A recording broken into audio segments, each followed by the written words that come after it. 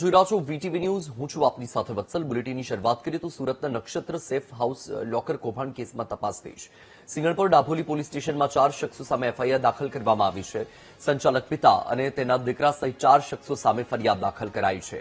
સંચાલક મહેશ દિયોરા, તેના દીકરાઓ હર્ષ, હરિકૃષ્ણા અને લોકરના બ્રોકર મણીલાલ સામે ગુનો દાખલ કરાયો છે। આરોપીઓએ પૂર્વ આયોજિત કાવતરું રચી ગ્રાહકો પાસે લોકર ખોલાવડાવ્યા હતા।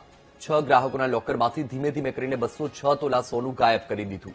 સોનાની ચોરીના સમાચાર ફેલાતા વરાછા બ્રાન્ચમાં પણ ગ્રાહકોની ભીડ જામી। પોતાના દાગીના સુરક્ષિત છે કે નહીં તે ચકાસવા માટે લોકો દોડી ગયા। કંપનીમાં અફરાતફરીનો માહોલ સર્જાતા દરેક બ્રાન્ચ પર પોલીસ બંદોબસ્ત ગોઠવાયો। પોલીસે આરોપી પિતા અને તેના 2 દીકરાની ધરપકડ કરી છે। આરોપીની ધરપકડ કરીને પોલીસે સીસીટીવી ફૂટેજ તપાસવાની કામગીરી શરૂ કરી છે।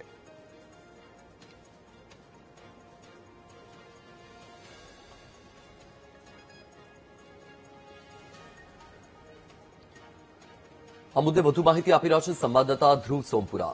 ધ્રુવ, સુરતના નક્ષત્ર સેફ હાઉસ લોકર કૌભાંડ કેસમાં હવે તપાસનો ધમધમાટ શરૂ થયો છે। તપાસમાં શું માહિતી સામે આવી?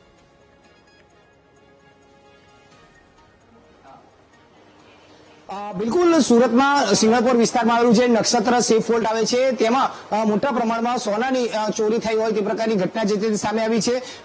લોકો પોતાનું સોનું જે છે કે પોતાની કિંમતી ચીજ વસ્તુઓ સુરક્ષિત રહે તે માટે સેફ વોલ્ટનો સહારો લેતા હોય છે, પરંતુ એ સેફ વોલ્ટમાં જ ક્યાંક ગેરરીતિ થતી હોય છે ને તેમાં જ તે સોનું કે તેમની કિંમતી ચીજ વસ્તુઓ સેફ ન હોવાનું સામે આવ્યું છે। સુરતના જે સિંગણપોર વિસ્તારમાં આવેલું નક્ષત્ર સેફ વોલ્ટ છે તેમાં 6 ગ્રાહકોના લોકરમાંથી 206 તોલા જેટલું સોનું એટલે કે 2.66 કરોડ જે સોનું જે છે તે ગાયબ કરી દેવામાં આવ્યું હોવાનું સામે આવ્યું છે। અને આ કોઈ અન્યાય નહીં, પરંતુ લોકર એટલે કે સેફ વોલ્ટના માલિક જે મહેશ દિયોરા, તેમના પુત્ર હર્ષ દિયોરા અને હરિકૃષ્ણ અને સાથે સાથે જે બ્રેકર હોય છે, લોકર બ્રેકર મણીલાલ, તેમણે જ આખું આ સોનું ગાયબ કર્યું હોવાનું સામે આવ્યું છે। અને તેને લઈને આ વાત ફેલાતાની સાથે જ જે છે તે આ આખું લોકરમાંથી તમામ જે લોકર ધારકો છે તે પોતાનું સુરક્ષિત જે ચીજવસ્તુઓ જે છે તે લઈ રહ્યા છે, પરત લઈ રહ્યા છે। અને કેટલાક લોકો જે છે તે આપણી સાથે પણ અહીં જોડાયા છે કે જે પોતાનું લોકર બંધ કરાવવા આવ્યા છે। તમે જણાવશો, તમને કઈ રીતે ખબર પડી અને આ શા માટે અત્યારે અહીં આવ્યા છો? મેં ઇન્સ્ટાગ્રામ પર રીલ જોઈ કે આ રીતે અહીંયા કઈ કૌભાંડ થયું છે, લોકોના લોકરમાંથી ઘરેણા અને કિંમતી વસ્તુઓ ગાયબ થઈ રહી છે। તો કાલે હું આવ્યો તો અહીંયા પણ બંધ હતું, એટલે આજે અત્યારે પાછું હું ચેક કરવા આવ્યો છું કે ભાઈ વસ્તુ કેમ છે। ઘરે લઈ જાઉં છું અને પછી આઈડિયા આવે કે કંઈ આમ તેમ થયું છે કે નહીં। પછી શું કરવાના છો કે આ લોકર હવે અહીંયા ચાલુ જ રાખવાના, પછી કાયમ શું નિર્ણય કરવાના છે? નહીં, એકવાર વિશ્વાસ તૂટી ગયો હવે કોઈ દિવસ અહીંયા લોકર નહીં, કશે બી નહીં, અને જે કાંઈ પૈસા છે તે પરત માંગવાના છે, એટલે લોકર બંધ કરવાનું છે।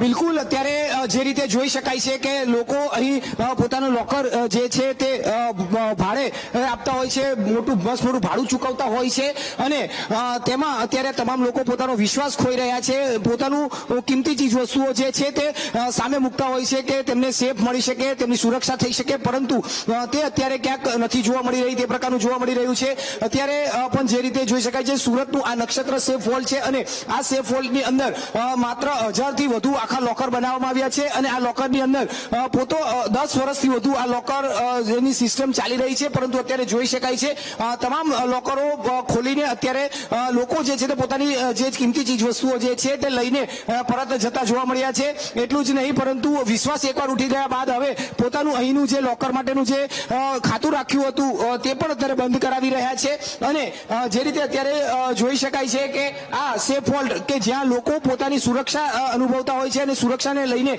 તે પોતાની કિંમતી ચીજ વસ્તુઓ અહીંયા રાખતા હોય છે, પરંતુ એ જ કિંમતી ચીજ વસ્તુઓ સાથે ખૂબ જ મોટા પ્રમાણમાં સોદાગરી થતી જોવા મળી છે। અંદરથી 6 ગ્રાહકોના તો લોકરમાંથી રૂપિયા પણ ગાયબ થઈ ચૂક્યા છે।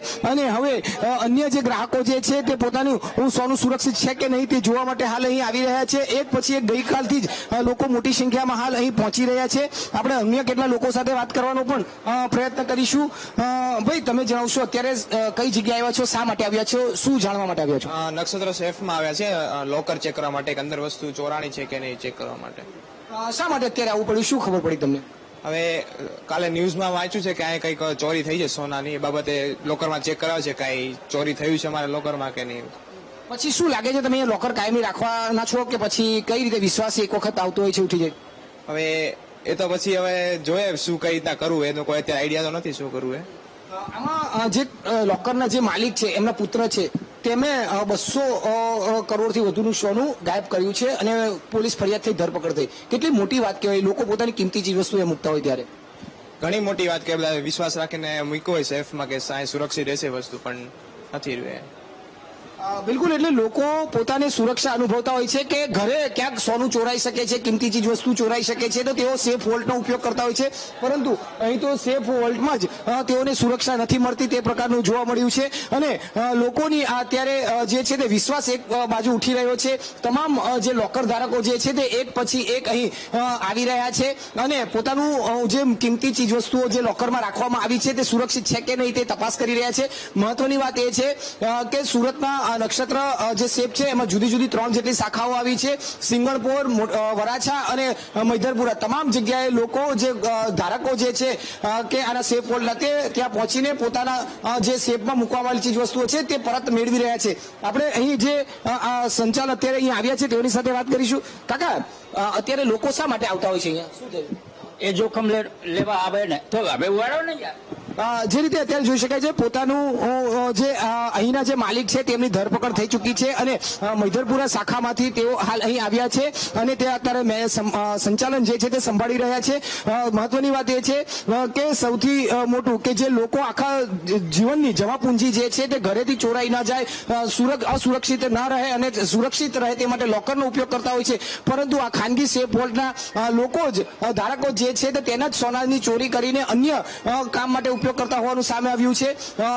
6 જેટલા ગ્રાહકોનું અત્યારે 2 કરોડથી વધુનું સોનું ચોરાયું હોવાનું સામે આવ્યું છે અને સિંગણપોર પોલીસ મથકમાં ફરિયાદ થતા 4 જણની ધરપકડ પણ થઈ છે. સેફ વોલ્ટના માલિક સહિત તેમના 2 પુત્ર અને જે લોકરનું જે સંભાળ સંચાલન કરતા હોય છે તે બ્રોકરની પણ અત્યારે પોલીસે ધરપકડ કરી છે અને કાયદેસરની કાર્યવાહી શરૂ કરી છે. પરંતુ સૌથી મહત્વની વાત છે કે લોકોનો વિશ્વાસ હવે ખાનગી જે સેફ વોલ્ટ હોય છે કે જે સુરક્ષામાં રાખવામાં આવ્યો છે તેની પરથી પણ ઉઠી રહ્યો છે. જી બિલકુલ. માહિતી સાથે જોડાવા બદલ આભાર ધ્રુવ.